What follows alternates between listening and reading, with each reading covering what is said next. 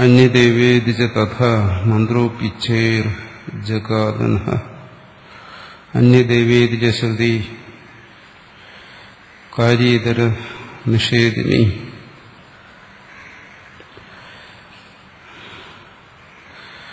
അപ്പൊ ഇതെല്ലാം കാരണം പൂർണ്ണമേവ അവശിഷ്യത എന്ന് പറഞ്ഞ് പൂർണ്ണമാണ് ശേഷിക്കുന്നത്.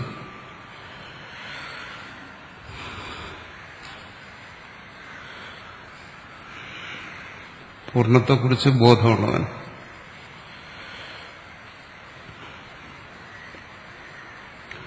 കാര്യഭേദങ്ങളെ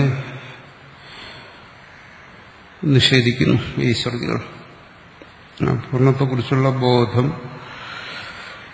കാര്യഭേദങ്ങൾ നിഷേധിക്കുന്നു. കാര്യമെന്ന് പറയുമ്പോൾ സൃഷ്ടിയാണ് കാര്യമെന്ന് പറയുന്നത്. ആ സൃഷ്ടിയിൽ ഭേദത്തെ അനുഭവിക്കുന്നു. അത് വേറെ, ഇത് വേറെ, ഞാൻ വേറെ, നീ വേറെ എന്നുള്ള ഈ ഭേദം ഇതിനെ നിഷേധിക്കുന്നതാണ് ഈ ശ്രുതികളെല്ലാം. എന്തുകൊണ്ടിവിടെ പൂർണ്ണമേവ അവശേഷിത എന്ന് പറയും? പൂർണ്ണം മാത്രമേ ഉള്ളൂ. പിന്നെ അവിടെ കാര്യഭേദം വരാൻ പാടില്ലല്ലോ. പൂർണ്ണം മാത്രമാണെന്നുള്ളത് തത്വം, ഈ കാര്യത്തിലെ തത്വം.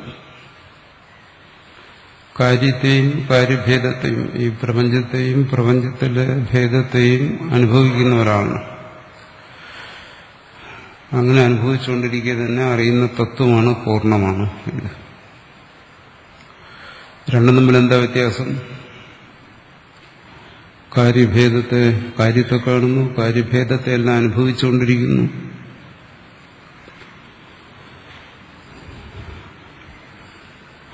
തത്വം പറയുന്നത് പൂർണ്ണമാണ്. ഇത് രണ്ടും കൂടെ എങ്ങനെ പൊരുത്തപ്പെടും?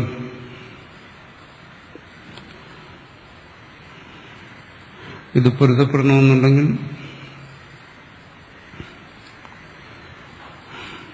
അത് എവിടെയാ പൊരുത്തപ്പെടേണ്ട? അനുഭവത്തിൽ.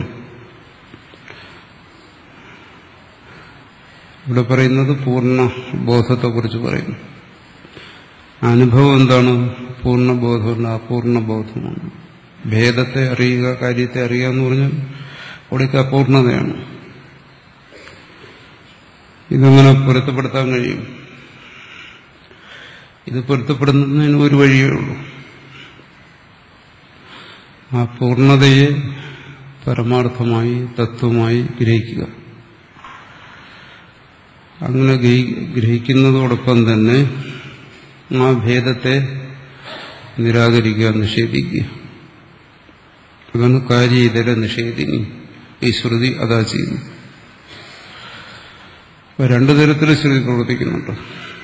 ഒന്ന് പൂർണ്ണം ആണ് തത്വം, തത്വം പൂർണ്ണമാണ് എന്നിങ്ങനെ ബോധിപ്പിക്കുന്നു. അതേസമയം അപൂർണതയെ അതുകൊണ്ട് തന്നെ നിരാകരിക്കുകയും ചെയ്യുന്നു. അത് കഴിഞ്ഞ ദിവസം പറഞ്ഞു, പൂർണ്ണത്തിന്റെ ആ ബോധത്തിൽ തന്നെ അപൂർണത അവിടെ നിരാകരിക്കപ്പെടും എന്നിരിക്കുന്നു. ആ പൂർണ്ണബോധത്തിന് തടസ്സമായിരിക്കുന്നത് ഈ അപൂർണതയെക്കുറിച്ചുള്ള ബോധങ്ങളാണ്.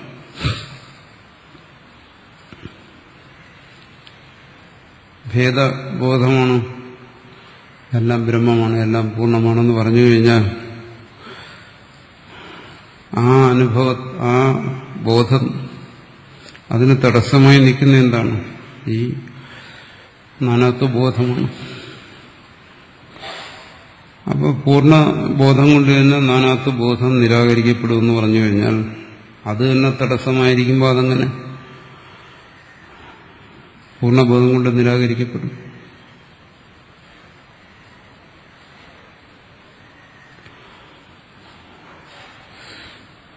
ഒരാളെ ബോധിപ്പിക്കാൻ ശ്രമിക്കുകയാണ് സർവവും പൂർണ്ണമാണ്.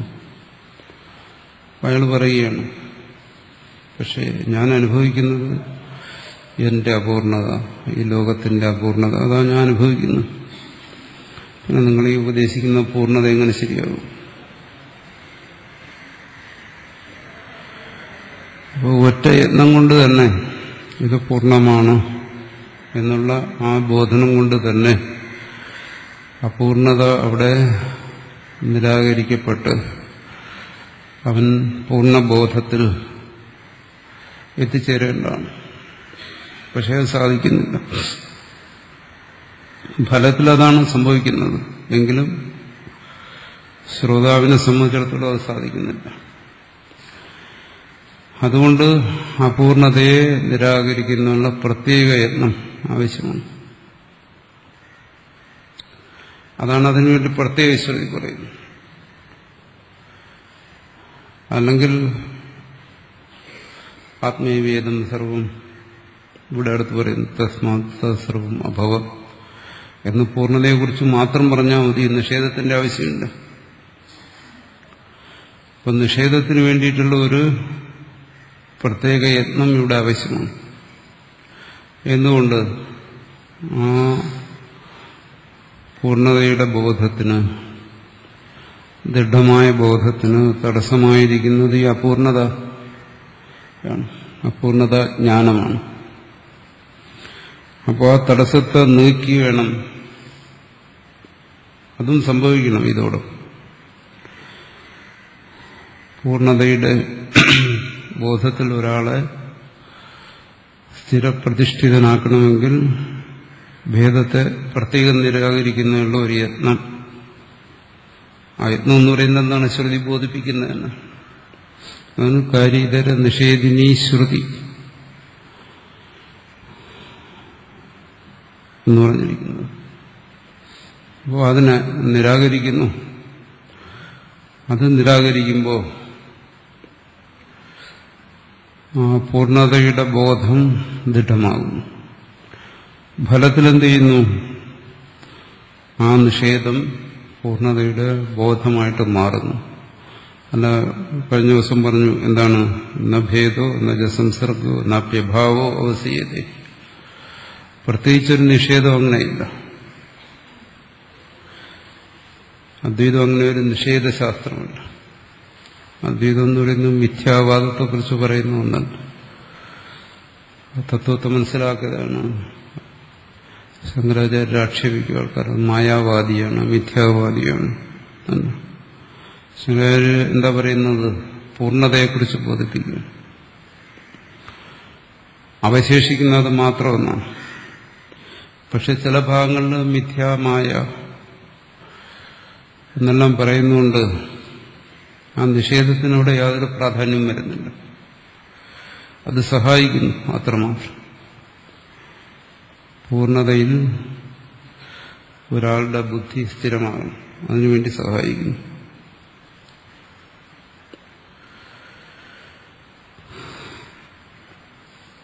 അതാണ് രണ്ട് കാര്യം പറയുന്നത്. യദേവേഹ തദമുത്ര യദാമുത്ര തദന്യഹ എന്ന് പറയുമ്പോൾ ഏകത്വത്തെക്കുറിച്ച് പറയണം. മുമ്പ് കഴിഞ്ഞ ദിവസം നമ്മൾ ചർച്ച ചെയ്തു. അത് പൂർണ്ണതയെക്കുറിച്ച് പറയുന്നു. അങ്ങനെ പറയേണ്ടി വന്ന എന്തുകൊണ്ട്? ഭേദം പ്രത്യക്ഷമായിരിക്കുന്നു. അനുഭവത്തെ നിഷേധിച്ചേ മതിയാവും. അതിനുവേണ്ടി അന്യദേവ എന്ന് തുടങ്ങിയ ഭാഗങ്ങളിൽ ഭേദങ്ങളെ നിഷേധിക്കുന്നു. അതോടൊപ്പം തന്നെ അടുത്ത് പറയുന്നത് ആത്മീയത ദൃഷ്ടേർ മേയത്വം സ്വാർത്ഥ അവഗതിതോ അപരം നാന്യത് ഉത്സഹതേ വോഢം ഇതി പൂർവം അവാദിഷം. അടുത്ത് ഇവിടെ അവസാനം പറഞ്ഞു തഥാചുക്തം തസ്മാത് തത് സർവം അഭവത്. സർവം അഭവത്ത് എന്ന് പറഞ്ഞു. ഈ സർവം എന്തിനാ പറയുന്നു? ആത്മാ എന്ന് പറയുന്ന ശബ്ദം കൊണ്ട് ഏതിനാണ് ബോധിപ്പിക്കുന്നത്?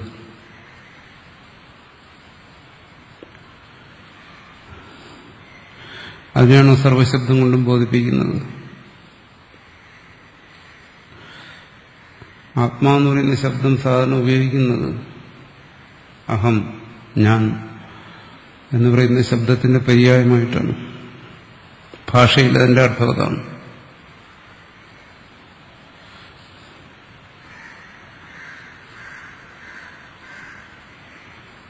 അഹം മമ എന്നെല്ലാം പറയുന്നതിന് പകരം ആത്മനഃ എന്നിങ്ങനെ ഉപയോഗിക്കും സംസ്കൃതത്തിൽ. ആ ശബ്ദം എപ്പോഴും തന്നെ കുറിക്കുന്നതാണ്. ഒരു ജീവൻ തന്നെ ബോധിപ്പിക്കാൻ വേണ്ടി പറയുന്നു.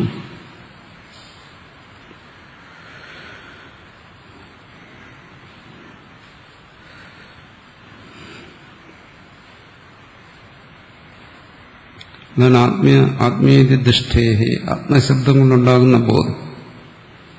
ദൃഷ്ടി എന്ന് വെച്ചാൽ ബോധം, അറിവ്. അത് എന്തിനെയാണ് ബോധിപ്പിക്കുന്നത്? അതിൽ മേയമായിരിക്കുന്നത്. ആത്മാ എന്ന് പറയുന്ന ശബ്ദത്തിലൂടെ അറിയേണ്ടത് എന്തിനെയാണ്? ഇവിടെ പറഞ്ഞു സർവം അഭോ, സർവത്തിനെയാണ്. സർവം എന്ന് പറയുമ്പോൾ പ്രപഞ്ചം, താൻ ഉൾപ്പെട്ട പ്രപഞ്ചം. അതാണ് പറയുന്നത് സർവവും ആത്മാവാണ് എന്നാണ് സാധാരണ പറയുന്നത്. ഈ പ്രപഞ്ചത്തെയാണോ അത് പറയുന്നത്? ആത്മശബ്ദം കൊണ്ട്, താൻ എന്ന അർത്ഥമുള്ള ആത്മശബ്ദം കൊണ്ട്. നമ്മൾ അർത്ഥം അറിയാതെ ഉപയോഗിക്കുന്ന ശബ്ദമാണ്, അർത്ഥത്തെക്കുറിച്ച് ചിന്തിക്കാതെ ഉപയോഗിക്കുന്ന ശബ്ദമാണ് ആത്മശബ്ദം. ആത്മാവെന്ന് പറയുമ്പോൾ നമ്മുടെ മനസ്സിൽ എന്തെങ്കിലും വലിയ ഭാവനകൾ വരും. പ്രത്യേകിച്ചും സർവവും ആത്മാവാണ് എന്ന് പറയുന്നു.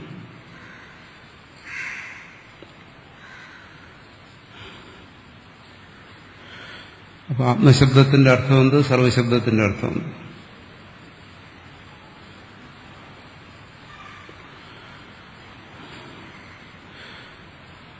അവിടെ ചോദിക്കുന്നതിന്റെ താല്പര്യം ആത്മാ എന്ന് പറയുന്നത് കൊണ്ട് തന്നെ ഗ്രഹിക്കണം, തന്നെയാണത് ബോധിപ്പിക്കുന്നത്. സർവശബ്ദം കൊണ്ട് ഗ്രഹിക്കുന്നത് തന്നെ മാത്രമല്ല, ഈ പ്രപഞ്ചത്തെ സർവത്തെയും ഗ്രഹിക്കുന്നു. ഇവിടെ തത്വത്തെക്കുറിച്ച് പറയുമ്പോഴാണ് ആത്മശബ്ദം ഉപയോഗിക്കുന്നത്. തത്വമല്ലാത്ത കാര്യങ്ങളെക്കുറിച്ച് പറയുമ്പോഴാണ് പ്രപഞ്ചത്തെ പറയുന്നതിന് വേണ്ടിയിട്ടാണ് സർവശബ്ദത്തെ ഉപയോഗിക്കുന്നത്. സർവശബ്ദം തന്നെ എന്താണ്? ബഹുവചനമാണെന്ന് വെച്ചാൽ പലതിനെ കുറിച്ച് പറയുന്ന ശബ്ദമാണ്. പിന്നെ സർവനാമം എന്ന് പറയും. എല്ലാത്തിനെ കുറിച്ചും പറയാം. അത് ആത്മശബ്ദം അങ്ങനെയല്ല. ആത്മശബ്ദം തന്നെ കുറിച്ച് മാത്രമേ അതുകൊണ്ട് പറയാൻ പറ്റൂ. അപ്പോൾ ശബ്ദം ശ്രവിച്ച് അതിൽ നിന്നാണല്ലോ ഒരാൾക്ക് ബോധം ഉണ്ടാകും. സർവവും ആത്മാവാണ് എന്ന് പറയുന്നു. ആത്മശബ്ദം തന്നെ ബോധിപ്പിക്കുന്നു, സർവം പ്രപഞ്ചത്തെ ബോധിപ്പിക്കുന്നു. ഇതെങ്ങനെ യോജിക്കും? അതാവ് പറയാണ് സർവവും ആത്മാവാണെന്ന് പറഞ്ഞാൽ സർവത്തെയും ആത്മാവാണെന്ന് ധരിക്കുക എന്ന് നമ്മൾ സാറിന് ഒഴുക്കം മട്ടി പറയും. ഈ കാണുന്ന സർവത്തെയും ആത്മാവാണെന്ന് താനാണെന്ന് ധരിക്കുക. അത് പരസ്പര വിരുദ്ധമായ കാര്യമാണ്. അതൊരിക്കലും സാധിക്കുന്ന കാര്യമില്ല. എന്തുകൊണ്ട്? ആത്മാ എന്നുള്ള ശബ്ദം തന്നെക്കുറിച്ച് ബോധിപ്പിക്കുന്നത് താൻ ഏകനാണ്. സർവശബ്ദം ബഹു പലതിനെ ബോധിപ്പിക്കുന്നു. അപ്പോൾ ഇതെങ്ങനെ ഏകമായ ഒന്നിനെ ബോധിപ്പിക്കുന്ന ആത്മശബ്ദം കൊണ്ട് ബഹുത്വത്തെ ബോധിപ്പിക്കുന്ന സർവത്തെ എങ്ങനെ ഗ്രഹിക്കാൻ പറ്റും? വേറെ രീതി പറഞ്ഞു കഴിഞ്ഞാൽ സർവ്വ ആത്മാവാണ്, അല്ലെങ്കിൽ ബ്രഹ്മമാണ്, പൂർണ്ണമാണെന്ന് പറഞ്ഞു. ഒരാൾ പറയുന്നത് അതിന്റെ മുമ്പിലിരിക്കുന്ന പുസ്തകം, അപ്പോൾ ഇത് പൂർണ്ണമാണെന്നാണ് പറയുന്നത്. കാരണം ഞാൻ ഗ്രഹിക്കുന്നതിന്റെ മുമ്പിലിരിക്കുന്ന വസ്തു അതൊരിക്കലും പൂർണ്ണമാണെന്ന് എനിക്ക് ഗ്രഹിക്കാൻ കഴിയില്ല. കാരണം ആ വസ്തുവായി ഗ്രഹിക്കുന്നത് കൊണ്ട് തന്നെ അത് അപൂർണമാണ്. അപൂർണമായി ഞാൻ ഗ്രഹിച്ചുകൊണ്ടിരിക്കുന്ന ഒരു വസ്തുവിനെ പൂർണ്ണമെന്ന് ബോധിക്കുക എന്ന് പറഞ്ഞാൽ അത് കേവലം ഒരു ഭാവന മാത്രമേ ആവും. ഇതാണ് അദ്വൈതം ധരിച്ചു കഴിഞ്ഞാൽ അദ്വൈതം ധരിക്കുന്നതുകൊണ്ടാണ് അദ്വൈതം എപ്പോഴും നമുക്കൊരു ഭാവന മാത്രമായിരിക്കുന്നു. ഭാവന എന്ന് പറയുമ്പോൾ അത് കൽപ്പന. ഭാവന നമുക്ക് എന്തിനേയും എങ്ങനെയും കൽപ്പിക്കാം. ഇനി മറ്റൊരാൾ പറയുന്നത് എന്താണ്? ഞാനിതിനെയൊക്കെ ബ്രഹ്മമായിട്ടാണ് കാണുന്നത്. ഏതിനെ? ഈ കാണുന്ന നാനാത്വത്തെ.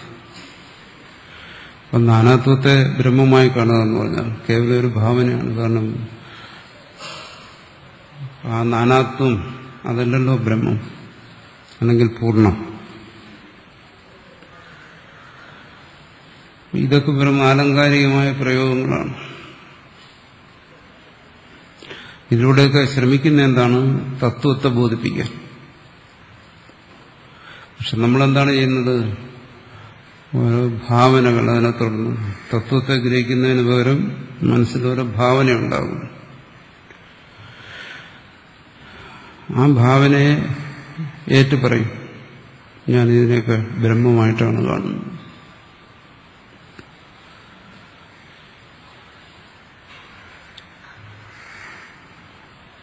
അത് അസാധ്യമായ കാര്യമാണ്. നമ്മുടെ മുമ്പിൽ ഒരു വസ്തു എങ്ങനെയാണ് നാമത്തോടും രൂപത്തോടും കൂടി പ്രകടമായിരിക്കുന്ന ആ വസ്തുവിന് ആ രീതിയിലേ കാണാൻ പറ്റും. മറ്റു രീതിയിൽ കാണാൻ പറ്റത്തില്ല. മറ്റു രീതിയിൽ കണ്ടു കഴിഞ്ഞാൽ അത് ഭ്രാന്തിയായി പോകും. അതിന് ഭ്രാന്തി എന്നേ പറയാൻ പറ്റും. പിന്നെ ഒരേ ഒരു വഴി ഉള്ളതെന്താണ്?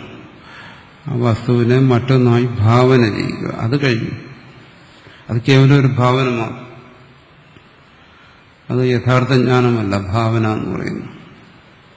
ഒരു വസ്തുവിനെ മറ്റൊന്ന് ഈ ഭാവന ചെയ്യുക എന്ന് പറയുമ്പോൾ അത് ഭ്രാന്തിയുടെ ഒരു വകഭേദമാണ് ഭാവന എന്ന് പറയുന്നത്. ഭ്രാന്തി എന്ന് പറയുന്നത് എന്താണ്? അത് ഭാവനയല്ല. രജ്ജുവിനെ സർപ്പമായി കാണുന്നു. അത് ശരിക്കും ആ കാണുന്ന സമയത്ത് സർപ്പം എന്ന് തന്നെയാണ് അനുഭവം.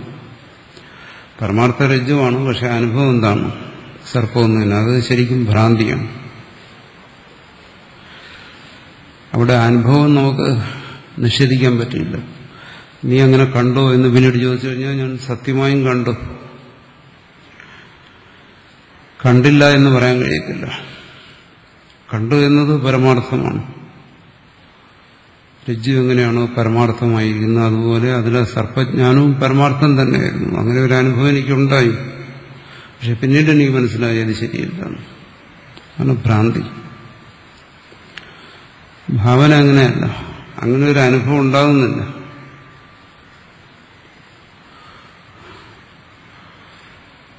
സാളഗ്രാമം കണ്ടിട്ടൊരാൾ ഉപാസിക്കുന്നു, ഇത് വിഷ്ണുവാണ്. അതൊരു ദൃഷ്ടിയിൽ എന്താണ്? അതൊരു കല്ലാണ്. പക്ഷെ വിഷ്ണു എന്നുള്ള എന്താണ്? അതിനുള്ള ഭാവനയാണ്. അങ്ങനെ ഒരു അനുഭവമില്ല. മറിച്ച് അയാൾ ഭാവന ചെയ്യുകയാണ്, ഇതാണ് വിഷ്ണു. ശിവലിംഗത്തെ കണ്ടിട്ട് ഇതാണ് ശിവൻ. ഭാവനയാണ്. അത് കൃത്രിമമായി ആരോപിക്കുന്നതാണ്. പക്ഷെ അത് ഭ്രാന്തിയാണോ? അല്ല. അതുകൊണ്ടാണ് അതിനെ ഭാവന എന്ന് പറയുന്നത്. അപ്പോൾ എൻ്റെ മുമ്പിലിരിക്കുന്ന ഇത് ബ്രഹ്മമാണ് എന്ന് ഞാൻ ഭാവന ചെയ്തു കഴിഞ്ഞാൽ അത് ഭ്രാന്തിയുടെ ഒരു വകഭേദമാണ്. എന്തുകൊണ്ട്? അത് സത്യമല്ലാത്തതുകൊണ്ട്. എന്നാൽ ഭ്രാന്തിയുടെ രൂപത്തിലുള്ള അനുഭവമാണോ? അതല്ലതാണ്. അതാണ് ഭാവന എന്ന് പറയുന്നു. സർവത്തെയും ബ്രഹ്മമെന്ന് പറയുന്നു. അപ്പൊ അതുകൂടെ ഉദ്ദേശിക്കുന്നത് ഒരു ഭാവനയാണോ? ഭാവന നമുക്ക് ശരി, അങ്ങനെ ഭാവന ചെയ്താൽ ചിലപ്പോൾ നമുക്ക് സന്തോഷം തരും. അങ്ങനെ ഉണ്ടാകും. ഇനി ഭാവന കൊണ്ട്, ഭാവനയുടെ ദാർഢ്യം കൊണ്ട് ചിലപ്പോൾ അനുഭവം ഉണ്ടാകാമെന്ന് പറയുന്നുണ്ട്. ഒരു കാര്യത്തെ നിരന്തരം ഭാവന ചെയ്തുകൊണ്ടിരുന്നു കഴിഞ്ഞാൽ ആ ഭാവന അപ്രത്യക്ഷമായിട്ട് അവിടെ അനുഭവം പ്രകടമാകാം. ഉദാഹരണം പറയുന്നുണ്ട്.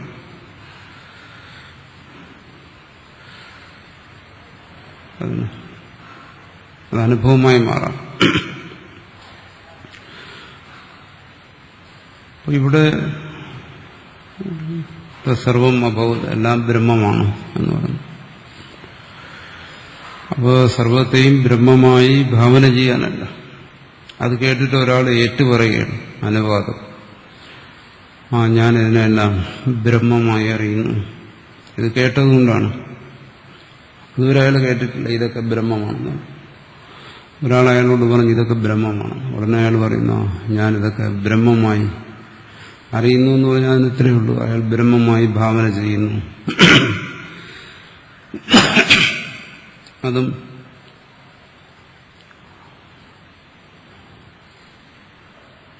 യഥാർത്ഥമായ അനുഭവമല്ല, അറിവല്ല. അത്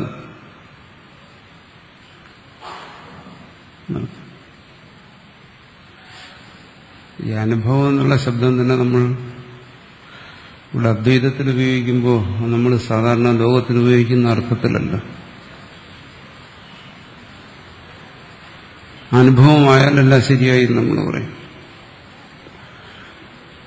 അത് ലൗകികമായ കാര്യങ്ങളെ സംബന്ധിച്ച് ശരിയാണ്. തത്വബോധത്തെ സംബന്ധിച്ചിടത്തോളം അർത്ഥത്തിലല്ല അനുഭവ ശബ്ദം പ്രയോഗിക്കുന്നു. എന്തുകൊണ്ട്? ഭ്രാന്തിയും അനുഭവമാണ്. അപ്പൊ അനുഭവമാണ്, അതുകൊണ്ട് പൂർണ്ണമാണെന്ന് പറയാൻ പറ്റുമോ? രജ്ജുവിൽ സർപ്പത്തിന്റെ അനുഭവം ഉണ്ടായി, അത് അനുഭവമാണ്. പക്ഷെ എന്താ, അത് ഭ്രാന്തിയാണ്. അപ്പോൾ ഒരു കാര്യത്തെ സംബന്ധിച്ച് അനുഭവം ഉണ്ടായാൽ അത് അവസാനം എന്ന് പറയുന്നതിന് അർത്ഥമില്ല. രജ്ജുവിനെ സംബന്ധിച്ച് അനുഭവം ഉണ്ടായി, പക്ഷെ അനുഭവം എന്തായിരുന്നു? സർപ്പം എന്നുള്ളത്. അതുകൊണ്ട് അനുഭവം ആയതുകൊണ്ട് അത് പൂർണ്ണമായും ഇല്ല. ഇനി ഭാവന എന്ന് പറയുന്നത് അതും ഒരു അനുഭവമാണ്. ഭാവന എന്ന് പറയുന്ന ഒരു അറിവാണ്. അതും അറിവാണ് എന്ന് വെച്ചാൽ അനുഭവമാണ്. അതുകൊണ്ട് പൂർണ്ണമായോ? ഇല്ല. അപ്പൊ അനുഭവത്തിൽപ്പെടുന്നതാണ് ഭ്രാന്തി, ഭാവന. ഇതെല്ലാം അനുഭവത്തിൽപ്പെടുന്നതാണ്. അതൊന്നും ഇവിടെ തത്വബോധത്തിൽ യോജിക്കുന്ന കാര്യങ്ങളല്ല ഇത്തരം അനുഭവങ്ങളൊന്നും. അതുകൊണ്ട് സർവം അഭവത് എന്ന് പറയുന്നിടത്ത് ഇതിനെല്ലാം, ഈ കാണുന്ന പ്രപഞ്ചത്തെ, കാര്യത്തെ ബ്രഹ്മമാണെന്ന് അറിയുന്നു എന്ന് നമ്മൾ സാറിന് ഒഴുക്കം വെട്ടി പറയുന്നു. ചിലർ അവരുടെ ബ്രഹ്മജ്ഞാനത്തിന്റെ അടയാളമായിട്ടും പറയും ഞാൻ എല്ലാത്തിനെയും ബ്രഹ്മമായിട്ടാണ് അറിയുന്നത്.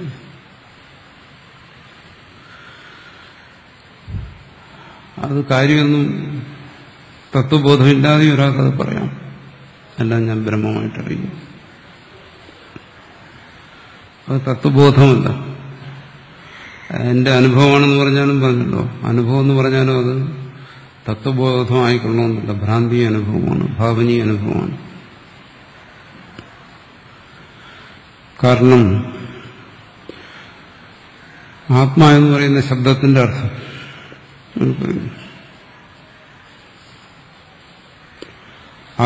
ആത്മീയതി ദൃഷ്ടേഹി, ആത്മാ എന്ന് പറയുന്ന ശബ്ദത്തിന്റെ മേയമായിരിക്കുന്നത്,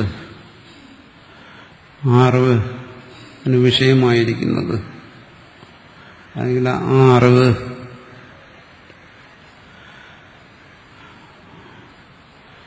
എന്തിനാണോ വെളിപ്പെടുത്തുന്നത് അത് സ്വാർത്ഥ അവഗതിതോ അപരം ന അന്യത് ഉത്സഹതേ ബോധം. ആത്മാ, പൂർണ്ണം, ബ്രഹ്മം തുടങ്ങിയ ശബ്ദങ്ങൾ, അതിലൂടെ ഒരാൾക്ക് ആ ശബ്ദം ശ്രവിക്കുമ്പോൾ, കാരണം ഇവിടെ മുഖ്യമായിരിക്കുന്ന ശ്രുതിയാണ്, ഉപദേശമാണ്. ഉപദേശത്തിൽ നിന്നാണ് അയാൾക്ക് ബോധം ഉണ്ടാകേണ്ടത്. അപ്പോൾ ആ ശബ്ദത്തിൽ നിന്ന്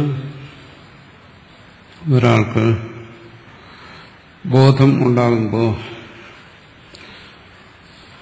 ഇവിടെ സർവം എന്ന് പറയുന്നത് പറഞ്ഞു വരുന്നതിന്റെ താല്പര്യം അതാണ്. തസ്സർവം അഭവത്. ആ സർവം എന്ന് പറയുന്നതിന് വിശേഷിച്ച് സ്വന്തമായിട്ട് യാതൊരർത്ഥവുമില്ല. സർവശബ്ദത്തിൽ നിന്ന് വിശേഷിച്ച് ഒരു ബോധവും അവിടെ ഉണ്ടാകാനില്ല. രണ്ടും കൂടെ ചേരത്തില്ല എന്നർത്ഥം. എന്നുവെച്ചാൽ ഒരിക്കലും നമുക്ക് പറയാൻ കഴിയത്തില്ല ആ പുസ്തകം ബ്രഹ്മമാണ് എന്ന് പറയാൻ കഴിയത്തില്ല. പുസ്തകം പൂർണ്ണമാണ് അങ്ങനെ പറയാൻ പറ്റില്ല. തത്സർവം അഭവത്. പുസ്തകം പൂർണ്ണമാണെന്ന് പറയുമ്പോൾ നമ്മൾ എന്താ ധരിക്കുന്നത്? ഒന്ന് പുസ്തകത്തെ ഗ്രഹിക്കുന്നു, പിന്നെ പൂർണ്ണതയെക്കുറിച്ചുള്ള നമ്മുടെ സങ്കല്പങ്ങൾ, ഭാവനകൾ അതിനെ ഗ്രഹിക്കുന്നു, പിന്നെ രണ്ടിനെയും കൂടെ യോജിപ്പിക്കുന്നു. എന്റെ മുമ്പിലിരിക്കുന്ന ഈ പുസ്തകം ഇത് പൂർണ്ണമാണ്. അത് സാധ്യമല്ല. സ്വാർത്ഥ അവഗതിതോ. ആത്മശബ്ദം കൊണ്ട് എന്താണോ ഗ്രഹിക്കേണ്ടത്, പൂർണ്ണശബ്ദം കൊണ്ട് എന്താണോ ഗ്രഹിക്കേണ്ടത്, അതിൽ നിന്ന് അന്യമായി മറ്റൊന്നിനെയും അവിടെ ഗ്രഹിക്കാൻ കഴിയത്തില്ല. മറ്റൊന്നിനോടും ചേർത്തത് ഗ്രഹിക്കാൻ കഴിയത്തില്ല. നാന്യത് ഉത്സഹതേ ഓഢം. അതിനെ മറ്റൊന്നിനോട് കൂട്ടി യോജിപ്പിക്കാൻ കഴിയത്തില്ല. അത് സർവത്ര സർവം ഖല്വിദം ബ്രഹ്മ ആത്മവേദം സർവം തത്സർവം അഭവത്. ഇവിടെയെല്ലാം ആത്മശബ്ദത്തിൽ നിന്ന് ഭിന്നമായ മറ്റൊരു ശബ്ദം കൂടെ ഉപയോഗിക്കുന്നുണ്ട്. ബ്രഹ്മമെന്നോ സർവമെന്നോ ഈതമെന്നോ തുടങ്ങിയ ശബ്ദങ്ങൾ. ഈ രണ്ട് ശബ്ദങ്ങളുടെയും അർത്ഥത്തെ എടുത്തുകൊണ്ടല്ല പൂർണ്ണതയെ ഗ്രഹിക്കേണ്ടത്. വേറെ രീതി പറഞ്ഞു കഴിഞ്ഞാൽ ബ്രഹ്മം സത്യമാണ്, ബ്രഹ്മം പൂർണ്ണമാണ്, അവിടെ ആത്മാ പൂർണ്ണമാണ്, സത്യമാണ്. അവിടെ കാര്യത്തെ, പ്രപഞ്ചത്തെ കുറിച്ച് പറയുന്ന ശബ്ദങ്ങളൊന്നുമില്ല. പക്ഷെ ജഗത് പൂർണ്ണമാണ് എന്ന് പറയുമ്പോൾ സംഗതി മാറി. അവിടെ ബ്രഹ്മശബ്ദം കൂടാതെ തന്നെ വേറിട്ട് മറ്റൊന്നിനെ സൂചിപ്പിക്കുന്ന ഒരു ശബ്ദം കൂടെ അവിടെ ഉപയോഗിച്ചു. ഈ ജഗത്തെ, കാര്യത്തെ.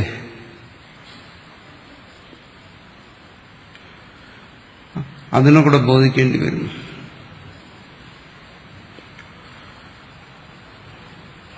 ബ്രഹ്മശബ്ദത്തിലൂടെ എന്താണോ ഗ്രഹിക്കേണ്ടത്, ബ്രഹ്മശബ്ദത്തിലൂടെ നമ്മൾ ഗ്രഹിക്കുന്നത് നിത്യശുദ്ധ, ബുദ്ധ, മുക്തം എന്നെല്ലാം എന്തിനാണ് ഗ്രഹിക്കേണ്ടത്? അതിനെയാണ്. സച്ചിദാനന്ദം, പൂർണ്ണം തുടങ്ങിയ ശബ്ദങ്ങളിലൂടെയാണ് അതിനെ ഗ്രഹിക്കേണ്ടത്. പക്ഷെ അതിനോട് ചേർത്ത് പ്രയോഗിക്കുന്ന ഒരു ശബ്ദമാണ് സർവം. സർവശബ്ദം കൊണ്ട് ഗ്രഹിക്കുന്ന ഈ കാര്യങ്ങളെല്ലാം, ഈ ശരീരം ഉൾപ്പെടെയുള്ള ഈ പ്രപഞ്ചത്തെ.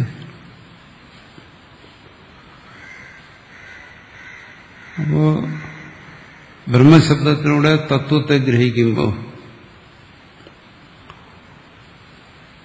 ഈ സർവം പോലെയുള്ള ശബ്ദങ്ങളുടെ അർത്ഥത്തിലൂടെ എന്തിനെയാണോ ഗ്രഹിക്കുന്നത്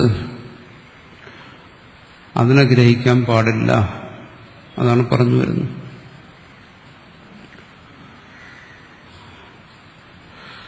എന്തുകൊണ്ട്? നാന്യത് ഉത്സഹതേ ഓഢങ്ങൾ പറയുന്നു. ആ തത്വത്തിൽ നിന്ന് ഭിന്നമായ ഒന്നിൽ തത്വത്തെ ഗ്രഹിക്കുകയല്ല, അല്ലെങ്കിൽ തത്വത്തിൽ നിന്നും ഭിന്നമായ ഒന്നിനെ തത്വമായി ഗ്രഹിക്കുന്നതല്ല. ഇത് രണ്ടും ശരിയല്ല. തത്വത്തിൽ നിന്നും ഭിന്നമായ ഈ പ്രപഞ്ചത്തെ തത്വമായി ഗ്രഹിക്കുന്നതല്ല, അല്ലെങ്കിൽ തത്വത്തിൽ നിന്നും ഭിന്നമായിരിക്കുന്ന ഈ പ്രപഞ്ചത്തിൽ തത്വത്തെ ഗ്രഹിക്കുന്നതല്ല. അതൊക്കെ വ്യക്തമായി മനസ്സിലാക്കും. പൂർണ്ണത്തിൽ നിന്നും ഭിന്നമായിരിക്കുന്ന ഈ അപൂർണത്തിൽ പൂർണ്ണത്വത്തെ ഗ്രഹിക്കുകയല്ല, അല്ലെങ്കിൽ പൂർണ്ണത്തിൽ നിന്നും ഭിന്നമായിരിക്കുന്ന ഈ അപൂർണതയെ പൂർണ്ണമായി ഗ്രഹിക്കുകയല്ല. പൂർണ്ണമേവ അവശിഷ്യത്തെ എന്ന് പറഞ്ഞാൽ നാന്യത്. കാരണം അങ്ങനെ ഗ്രഹിക്കാൻ ഇവിടെ അന്യമായിട്ടൊന്നുമില്ല. ഒന്നുണ്ടെങ്കിൽ അതിൽ നമുക്ക് പൂർണ്ണത്തെ ഗ്രഹിക്കാമായിരുന്നു.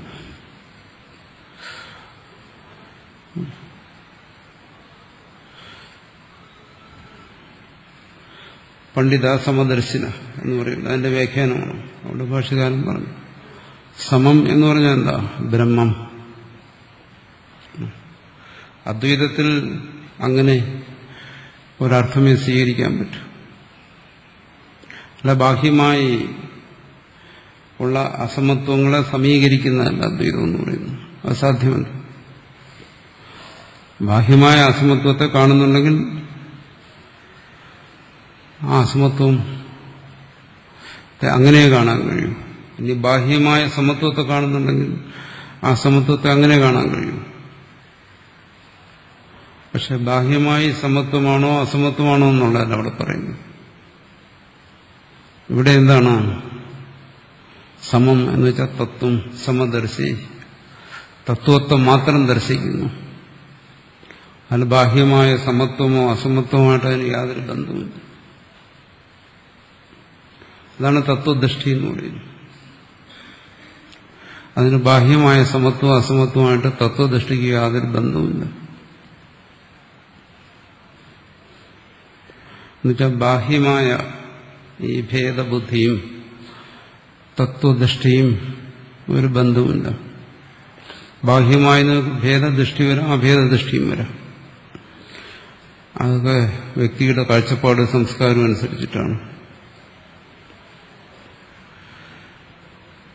അതിന് തത്വദൃഷ്ടിയുമായിട്ട് ഒരു ബന്ധവുമില്ല. അതാണ് ഇവിടെയും പറഞ്ഞു വരുന്നത്. സമദർശിത്വ സമം ബ്രഹ്മ അവിടെ പറഞ്ഞതാണ്. അത് ദൃഷ്ടം ശീലമസ്യ. അവൻ തത്വത്തെ കാണുന്നു, ഭേദത്തെ കാണുന്നില്ല. എന്തുകൊണ്ട്? ഭേദമില്ല, സർവമില്ല. അതാണ് സർവത്തെയും കാണുക, പിന്നെ അതിൽ ബ്രഹ്മത്തെയും കാണുക. അത് സാധ്യമായ കാര്യമില്ല.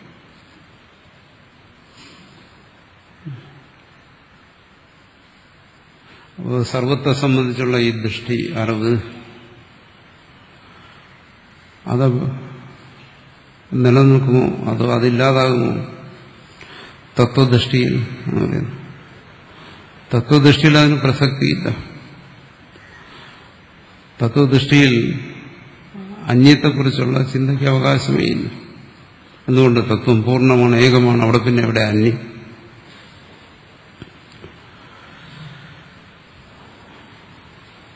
അതുകൊണ്ട് ആത്മാ എന്ന് പറയുന്ന ആ ബോധം, പരമാർത്ഥ ബോധം, അത് ഈ അനുഭവിച്ചുകൊണ്ടിരിക്കുന്ന ഈ നാനാത്വത്തെ, ഈ ഭേദത്തെ ഏകീകരിക്കുന്ന ഒരു ബോധമല്ല നമ്മൾ ധരിക്കുന്നു. ബാഹ്യമായി കണ്ടുകൊണ്ടിരിക്കുന്ന നാനാത്വമെന്നോ അസമത്വമെന്നോ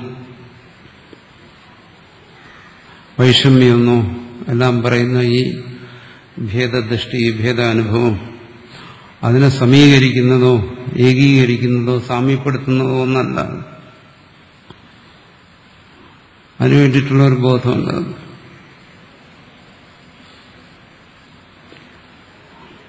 മറിച്ചെന്താണ്? തത്വദൃഷ്ടിയിൽ ഇതിനൊന്നും സ്ഥാനമില്ല. ഇവിടുത്തെ ഈ പ്രപഞ്ചത്തിന്റെ ഭേദത്തിനോ വൈഷമ്യത്തിനോ അസമത്വത്തിനോ ഒന്നും തത്വദൃഷ്ടിയിൽ സ്ഥാനമില്ല.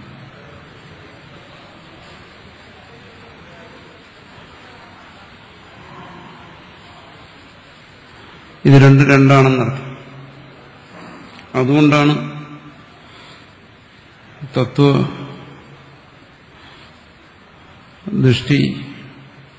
തത്വബോധം അത് വേറിട്ടും വ്യവഹാരബോധം വേറിട്ടും നിൽക്കുന്നത്. ഇതിന് രണ്ടിനും കൂടെ കൂട്ടിക്കെട്ടാനോ സമീകരിക്കാനോ സാധ്യമല്ല. വ്യവഹാരബോധം എന്ന് പറയുന്നത് ഈ ജാഗ്രത് ബോധം. ജാഗ്രത എത്ര കാലമുണ്ടോ അത്രയും കാലം ഈ വ്യവഹാര ബോധം ഉണ്ടായിരിക്കും. അവിടെ തത്വബോധം വേണം നിർബന്ധമില്ല.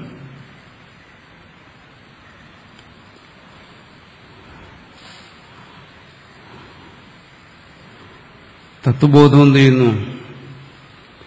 ഈ ജാഗ്രത് ബോധം കൊണ്ടുവരുന്ന ഈ വ്യവഹാര യാഥാർത്ഥ്യം അതിനെ നിരാകരിക്കുന്നു. ആ വ്യവഹാരത്തിൽ വരുന്ന സമത്വമായാലും ശരി അസമത്വമായാലും ശരി, വ്യവഹാരത്തിൽ വരുന്ന ഏകത്വമായാലും ശരി നാനാത്വമായാലും ശരി, ഇതിനെല്ലാം പാടെ നിരാകരിക്കുന്നു. തത്വബോധത്തിൽ. ഒന്നിൽ മറ്റൊന്ന് പ്രതീക്ഷിക്കരുതെന്ന് ചുരുക്കം. ഇനി വേറെ രീതി, കുറച്ചുകൂടി മനസ്സിലാക്കുന്ന രീതിയിൽ പറഞ്ഞാൽ, തത്വബോധം എന്ന് പറയുന്നത് സമദർശിത്വം എന്ന് പറയുന്ന തത്വബോധത്തെ കുറിച്ച് പറയുന്നു.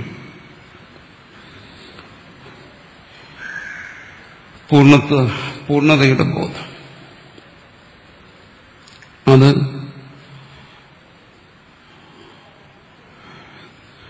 തത്വത്തെ ശ്രവിച്ച് തത്വത്തെ വിചാരം ചെയ്ത് ജ്ഞാനത്തിന്റെ തത്വബോധത്തിന്റെ സാധനങ്ങൾ, അതാണ് ശ്രവണ മനനാദി സാധനങ്ങളിലൂടെ അത് ദൃഢമാകുന്നതാണ് തത്വബോധം. അതൊന്നും. പിന്നെ ഈ വ്യാവഹാരികമായ ബോധം, ഇത് രണ്ടും മനസ്സിലാക്കാൻ വേണ്ടി പറയുന്നതാണ്. അത് വ്യക്തമായി മനസ്സിലാക്കേണ്ട കാര്യമാണ്.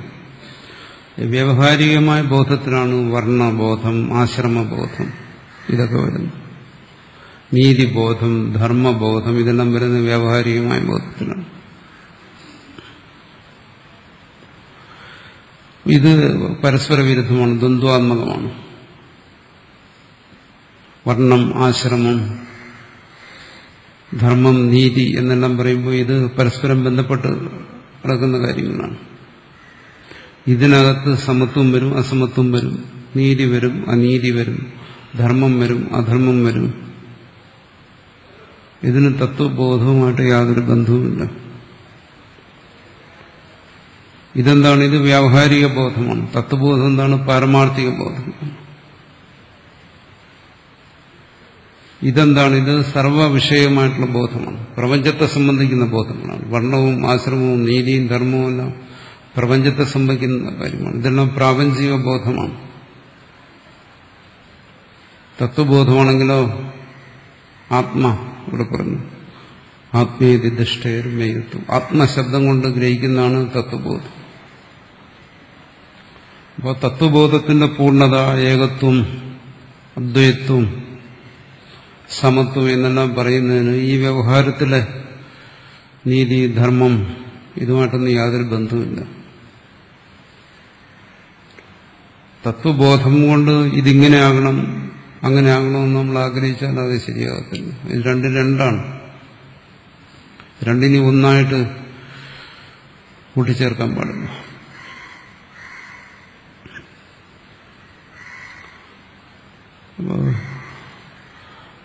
സാധാരണ പറയാറുണ്ട്, എന്താണ്, അവന്റെ വാക്ക് വേറെ, പ്രവൃത്തി വേറെ, അവന്റെ അറിവ് വേറെ, ആചരണം വേറെ. സാധാരണ പറയാറുണ്ട്, വാക്ക് വേറെ, പ്രവൃത്തി വേറെ, അറിവ് വേറെ, ആചരണം വേറെ എന്നൊക്കെ പറയുന്നത് എവിടെയാണത്? ഈ വ്യവഹാര മണ്ഡലത്തിൽ. നീതിയെക്കുറിച്ച് പ്രസംഗിക്കുകയും നീതിക്ക് വിരുദ്ധമായി പ്രവർത്തിക്കുകയും ചെയ്തു കഴിഞ്ഞാൽ അത് പറയും. അവന്റെ അറിവ് വേറെയാണ്, അവന്റെ ആചരണം വേറെയാണ്. ധർമ്മത്തെക്കുറിച്ച് പറയുന്നു, ധർമ്മത്തിന് വിരുദ്ധമായി പ്രവർത്തിക്കുന്നു. ഇത്തരം ആശയക്കുഴപ്പങ്ങളെല്ലാം വരുന്ന എവിടെയാണ്? ഈ വ്യവഹാര ഭൂമിയിലാണ്. അവിടെ ഇതൊക്കെ സംഭവിക്കുന്നു. ഇപ്പോൾ വർണ്ണം, ആശ്രമം ഇതെല്ലാം ഭേദത്തെ പറയുന്നതാണ്, എന്നും അഭേദത്തെയല്ല പറയുന്നു. എന്നാൽ ഇതിൽ അഭേദം വേണം, നീതി വേണം, ന്യായം വേണമെന്നും പറയാറുണ്ട്. ഇതെല്ലാം ഈ തലത്തിലാണ്. അതുകൊണ്ടാണ് ഇതിന് വ്യാവഹാരിക തലമെന്ന് പറയുന്നത്. തത്വബോധം ഇതിനെ സ്പർശിക്കുന്ന കാര്യമേ അല്ല. ഇവിടെ വരുന്ന നീതിയോ നീതി നിഷേധമോ ഒന്നും തത്വബോധവുമായി ബന്ധപ്പെട്ട കാര്യമില്ല. രണ്ടിന്റെയും തലം രണ്ടാണ്. എന്തുകൊണ്ട്? തത്വബോധത്തിൽ സർവം ഇല്ല. സർവത്തെ ആശ്രയിച്ചുള്ള നീതിയോ ധർമ്മമോ വർണ്ണമോ ആശ്രമമോ യാതൊന്നും തന്നെ ഇല്ല. അപ്പൊ നിങ്ങൾക്ക് നീതിയെക്കുറിച്ചോ ധർമ്മത്തെക്കുറിച്ചോ വർണ്ണത്തെക്കുറിച്ചോ ആശ്രമത്തെക്കുറിച്ചോ എല്ലാം പറയണമെങ്കിൽ അത് തത്വബോധത്തിൽ അല്ല അത് പറയുന്നത്, വ്യവഹാര ബോധത്തിൽ നിന്നുകൊണ്ടാണ്. വ്യവഹാര സംസ്കാരമനുസരിച്ചിട്ടാണ്, വ്യവഹാരത്തിന്റെ വിവേകത്തെ അനുസരിച്ചിട്ടാണ് അതൊക്കെ പറയുന്നത്. അതിലെ ശരിയും തെറ്റും ഒന്നും തത്വബോധത്തെ സ്പർശിക്കുന്ന കാര്യങ്ങളല്ല.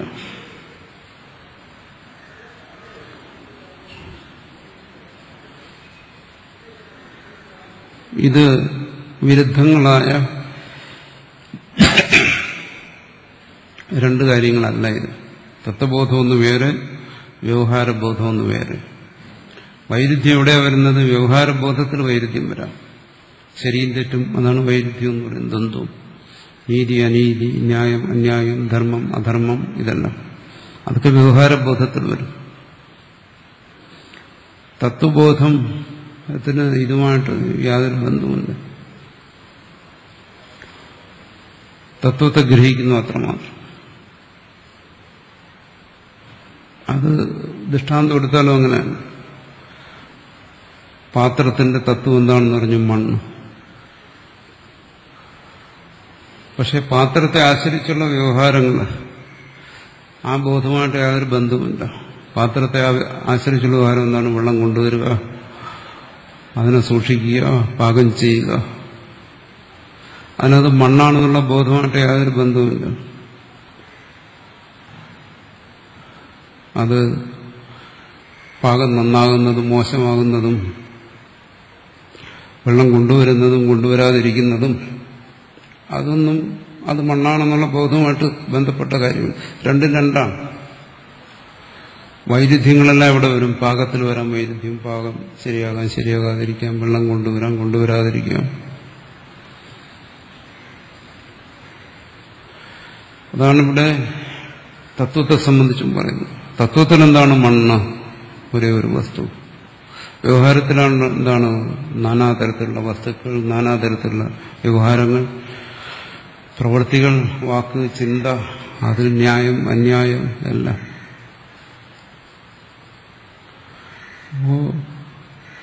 തത്വബോധത്തിൽ ആചരണമില്ല. തത്വബോധം കൊണ്ട് വ്യക്തി ഇന്നതാകണം, ഇന്ന രീതിയിലായിരിക്കണം, ഇന്നതുപോലെയൊക്കെ ആകണം എന്നൊന്നും ആർക്കും അവകാശപ്പെടാൻ കഴിയില്ല. എന്തുകൊണ്ട്? ഇനിയും പറയാതെ, അത് പുരുഷതന്ത്രമല്ല, അത് വസ്തുതന്ത്രമാണ്. ബാക്കി പറയുന്ന കാര്യങ്ങളൊക്കെ എന്താണ്? അത് പുരുഷതന്ത്രമാണ്. വ്യവഹാരബോധം, വ്യവഹാര നീതികൾ, വ്യവഹാരത്തിലെ ആചരണങ്ങളെല്ലാം പുരുഷതന്ത്രമാണ്. ആ പുരുഷതന്ത്രത്തിന് നീതിയും ന്യായവും ഒക്കെ ഉള്ളതാണ് പറയുന്നത്. നിങ്ങളുടെ വാക്കനുസരിച്ചുള്ള പ്രവൃത്തി എന്ന് പറയുന്നു. നമ്മൾ ആചാര്യനിൽ തന്നെ വലിയൊരു വൈരുദ്ധ്യം നമ്മൾ കാണും. എന്താണ്? തത്വം എന്ന് പറയുന്നു, പക്ഷേ നീതി ന്യായമൊക്കെ പറയുന്നിടത്ത് അത് കാണുന്നില്ല. അപ്പൊ സാധാരണ എല്ലാവരും ചോദിക്കും. അത് മനസ്സിലാക്കാൻ വേണ്ടിയിട്ടാണ് ഇത്രയും വിശദീകരിച്ചത്. അദ്വൈത ബോധമുള്ള ഒരാൾ ഇങ്ങനെയൊക്കെയാണോ പറയേണ്ടത് എന്ന് പറയുന്നിടത്ത് അദ്വൈത ബോധം എന്താണ്, വ്യവഹാരബോധം എന്താണ്, ഇത് രണ്ടും തമ്മിൽ പരസ്പരം സ്പർശിക്കുന്ന കാര്യങ്ങളല്ല എന്നുള്ള ധാരണയില്ലാത്തതുകൊണ്ടാണ് നമ്മളങ്ങനെ ദോഷാരോപണങ്ങൾ ചെയ്യുന്നത്. ആ വ്യവഹാരബോധത്തെ സംബന്ധിച്ച് പറയാം. വ്യവഹാരബോധത്തിൽ അതൊക്കെ വേണ്ടതാണ്. വാക്കും പ്രവൃത്തിയും എല്ലാം യോജിക്കണം. പക്ഷെ തത്വബോധം എന്താണ്? അത് പ്രവൃത്തി ശൂന്യമാണ്. വാക്ക് അവിടെ ശൂന്യമാണ്. അവിടെ സർവം എന്ന് പറയുന്ന ഒന്നും അവിടെ നിലനിൽക്കുന്നില്ല. ആ തത്വബോധം അത് ശരിക്കും തത്വം തന്നെയാണ്. അത് വസ്തുതന്ത്രമാണ്. അവിടെ പുരുഷതന്ത്രത്തിൽ വരുന്ന ദോഷങ്ങളൊന്നും അവിടെ ആരോപിക്കരുത്. വ്യവഹാരത്തിൽ വരുന്ന ദോഷങ്ങളൊന്നും തത്വബോധത്തെ സ്പർശിക്കുന്നതല്ല. വ്യവഹാരം ആർക്കും കുറ്റമറ്റതാക്കാൻ പറ്റത്തില്ല. കാരണം വ്യവഹാരത്തിന്റെ സ്വഭാവമാണെന്തത്? ദ്വന്ദ്വാത്മകമാണ്. ദ്വന്ദ്വം എന്ന് പറയുമ്പോൾ അതിൽ വിപരീത ധ്രുവങ്ങളുണ്ട്, വൈരുദ്ധ്യങ്ങളുണ്ട്. ഇത് വ്യക്തമായി ധരിക്കേണ്ട കാര്യമാണ്. തത്വത്തെക്കുറിച്ചുള്ള ബോധം അതിൽ നിന്ന് ആ തത്വബോധമുള്ളവൻ അവൻ അതിൽ നിന്ന് പുരുഷതന്ത്രമായി ഒന്നും പ്രതീക്ഷിക്കുന്നില്ല. അതിന്റെ ഒരു കാര്യം, അതിന്റെ ഒരു ഫലം, അത് പ്രതീക്ഷിക്കുന്നില്ല. പക്ഷെ വ്യവഹാരത്തിൽ അങ്ങനെയല്ല. വ്യവഹാരത്തിൽ നമ്മൾ പലതും പ്രതീക്ഷിക്കുന്നുണ്ട്. വ്യവഹാരത്തിൽ നമ്മൾ നീതി പ്രതീക്ഷിക്കുന്നു, ന്യായത്തെ പ്രതീക്ഷിക്കുന്നു, ധർമ്മത്തെ പ്രതീക്ഷിക്കുന്നു. അതൊക്കെ പ്രതീക്ഷിക്കാൻ നമുക്ക് അർഹതയുണ്ട്. തത്വബോധം അങ്ങനെയല്ല. അത് സർവകൽപ്പനകൾക്കും ഭാവനകൾക്കും അപ്പുറമാണ്.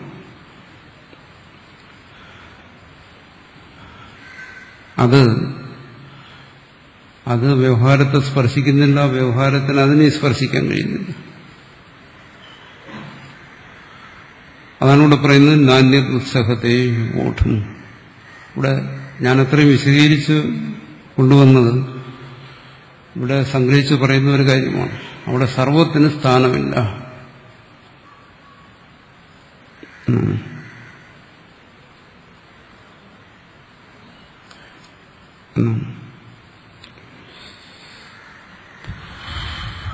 ആത്മനിജ്ഞാതേ സർവം ജ്ഞാതം ഭവതീതി ആത്മജ്ഞാനേന സർവസ്യ നേത്വപകമാ തന്നിഷേധ ശ്രുതി ശ്രുത്യന്തരവിരുദ്ധ. ഇവിടെ വരുന്ന ഒരു ഇതാണ്. നമ്മൾ വരുന്നു ആത്മാവിനെ അറിഞ്ഞു കഴിഞ്ഞാൽ എല്ലാം അറിഞ്ഞു കഴിഞ്ഞു. എന്തുകൊണ്ട്? എല്ലാം ആത്മാവാണ്. പക്ഷെ അതേ ശ്രുതി എന്ന് പറയുന്നു നേതി നേതി എല്ലാത്തിനെയും നിഷേധിക്കുകയും ചെയ്യുന്നു. ഒരിടത്ത് പറയുന്നു ആത്മാവിനെ അറിഞ്ഞു കഴിഞ്ഞാൽ എല്ലാം അറിയാം. വേറെടുത്ത് പറയുന്നു നേതി നേതി ആത്മാ സർവത്തെയും നിഷേധിക്കുകയും ചെയ്യുന്നു. ശ്രുതി തന്നെ സർവത്തെയും നിഷേധിക്കുന്നു, പിന്നെ സർവത്തെ അറിയാമെന്നും പറയുന്നു. നിഷേധിച്ചു കഴിഞ്ഞാൽ സർവത്തെ പിന്നെ എങ്ങനെ അറിയുന്നത്? ആത്മജ്ഞാനത്തിൽ സർവത്തിന്റെ സ്ഥാനം എന്താണ്? അത് വിശദമാകുന്നു. അതാണ് ഇതുവരെ വിശദമാക്കിയത്. അവിടെ സർവത്തിനെന്താണ്, കാര്യത്തിനെന്താണ് നിലനിൽപ്പ്, പ്രപഞ്ചത്തിനെന്താണ് നിലനിൽപ്പ് എന്ന് ചോദിക്കുമ്പോൾ അവിടെ പ്രപഞ്ച വ്യവഹാരങ്ങൾ എന്താണ് നിലനിൽപ്പ്, പ്രാപഞ്ചികമായ അറിവിനെന്താണ് അവിടെ നില. അപ്പൊ തത്വബോധത്തിൽ ഇതിനൊന്നും നിലയില്ല. തത്വബോധം ഇതാണ്. മുമ്പ് പറഞ്ഞ ദൃഷ്ടാന്തത്തിൽ നിന്ന് മനസ്സിലാകുന്നു. പാത്രത്തെ മണ്ണെന്നറിഞ്ഞു.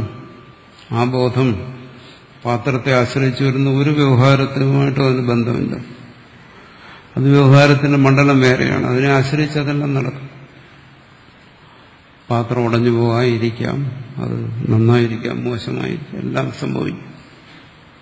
അതിന് ആ തത്വത്തെ ബോധമായിട്ട് അതിനെന്താ ബന്ധം? അതിനെ ആശ്രയിച്ചാണ് വ്യവഹാരം. പാത്രത്തെ ആശ്രയിച്ചുള്ള വ്യവഹാരങ്ങൾ തത്വബോധത്തെ ആശ്രയിക്കുന്നില്ല. അതിന്റെ ആവശ്യമില്ല. പാത്രം കൊണ്ട് വെള്ളം ഒരാൾക്ക് ഒരു പാകം ചെയ്യുക, അതാണ്. അതിന് പാത്രമെന്നറിഞ്ഞാൽ മതി. അത് ഏത് മണ്ണുകൊണ്ടാണ് ഉണ്ടാക്കിയത് അതറിയേണ്ട ആവശ്യമില്ല. അതിന്റെ കാര്യമില്ല. വ്യവഹാരത്തിന് അതിന്റെ ആവശ്യമില്ല. വ്യവഹാരത്തിന് ആ ബോധം മതി. അപ്പൊ ഇവിടെ തത്വത്തെ ബോധിപ്പിക്കുമ്പോൾ ഒരാൾ തത്വത്തെ ഗ്രഹിക്കുന്നു. അവിടെ തത്വത്തെ ഗ്രഹിക്കുന്നിടത്ത് സർവത്തിന് യാതൊരു സ്ഥാനമില്ല, പ്രപഞ്ചത്തിന് അവിടെ യാതൊരു സ്ഥാനമില്ല. ഇനി പ്രപഞ്ചത്തെ ഗ്രഹിക്കുന്നിടത്ത്, പ്രപഞ്ചത്തെ ആശ്രയിച്ച് വ്യവഹാരം നടക്കുന്നിടത്ത് ഈ തത്വബോധത്തെ ആശ്രയിക്കേണ്ട ആവശ്യമില്ല. ഇത് രണ്ടും രണ്ടാണ്. അപ്പോൾ പ്രപഞ്ചത്തെ ആശ്രയിച്ചുള്ള വ്യവഹാരങ്ങൾക്ക് പ്രാപഞ്ചികമായ ബോധം ആവശ്യമാണ്. വ്യവഹാരങ്ങൾ നമ്മളെങ്ങനെ ചെയ്യുന്നു? വ്യവഹാരം എന്ന് വെച്ചാൽ പ്രവൃത്തി. അത് വ്യാവഹാരികമായ ബോധം വേണം അത് ചെയ്യുന്നതിന്. തത്വബോധം കൊണ്ട് അത് സാധ്യമല്ല. മുമ്പ് പറഞ്ഞിട്ടുണ്ട്, വ്യവഹാരത്തിൽ നിങ്ങൾ സമർത്ഥനാകണമെങ്കിൽ തത്വബോധം കൊണ്ട് വ്യവഹാരത്തിൽ സാമർഥ്യം വരത്തില്ല. അതിന് വ്യവഹാരത്തെക്കുറിച്ച് തന്നെ ബോധം ഉണ്ടായിരിക്കും. ഒരാൾക്ക് എന്താണ് തത്വം എന്നുള്ളതാണ് അതിനുവേണ്ടി ശ്രമിച്ച് ബോധമുണ്ടായി. പക്ഷെ അയാൾ ചെയ്യുന്ന തൊഴിൽ, അയാളുടെ പ്രവൃത്തി അയാൾക്ക് പഠിച്ചതേ ചെയ്യാൻ പറ്റും. തത്വബോധം കൊണ്ട് അയാൾ സർവജ്ഞനാണ്. എന്തുകൊണ്ട്? അയാൾ സർവത്തിന്റെയും തത്വത്തെ അറിഞ്ഞിരിക്കുന്നു. പക്ഷെ പ്രവൃത്തിയിലേക്ക് വരുമ്പോൾ അയാൾക്ക് സർവജ്ഞനാകാൻ പറ്റത്തില്ല. എന്തുകൊണ്ട്? അയാൾ പഠിച്ചത് അയാൾക്ക് ചെയ്യാൻ പറ്റും. വ്യവഹാരത്തിൽ എന്താണോ അയാൾ അഭ്യസിച്ചിരിക്കുന്നത് അതേ അയാൾക്ക് ചെയ്യാൻ പറ്റും. തത്വബോധം അതിനൊന്നും സഹായിക്കത്തില്ല. തത്വബോധം യാതൊരു കാര്യമില്ല.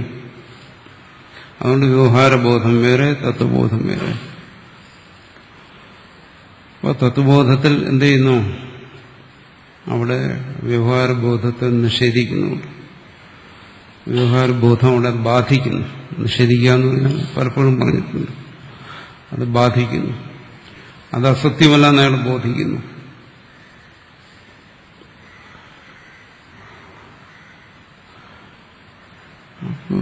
പിന്നീട് വ്യവഹാരബോധത്തിനനുസരിച്ചാണ് വ്യവഹരിക്കുന്നത്. ആ തത്വബോധം നഷ്ടപ്പെടാതെ തന്നെ വ്യവഹാരബോധത്തിനനുസരിച്ച് വ്യവഹരിക്കുന്നു.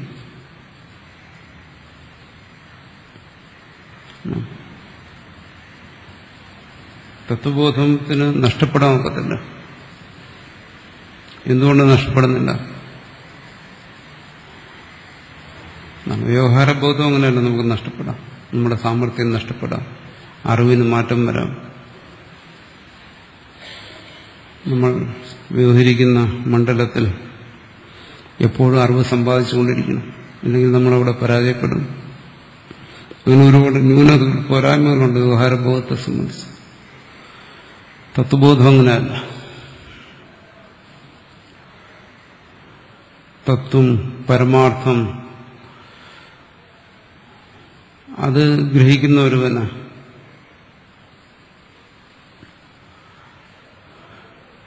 പരമാർത്ഥത്തിൽ നിന്ന് അന്യമായി ഒന്നും തന്നെ ശേഷിക്കുന്നില്ല. പരമാർത്ഥമാണെങ്കിലോ ഉണ്ടാകുന്നതും നശിക്കുന്നതുമില്ല. ഇപ്പൊ തത്വബോധത്തിന് നാശം ഉണ്ടാകാൻ വഴിയില്ല, ഹേതുവില്ല. അത് തത്വം തന്നെയാണ്. ആണ് തത്വബോധത്തിന് നാശമില്ല എന്ന് പറയും. പക്ഷെ വ്യവഹാരബോധത്തിലേക്ക് വരുമ്പോൾ അതിന് ഉത്പത്തി, സ്ഥിതി, നാശങ്ങളെല്ലാം ഉണ്ട്.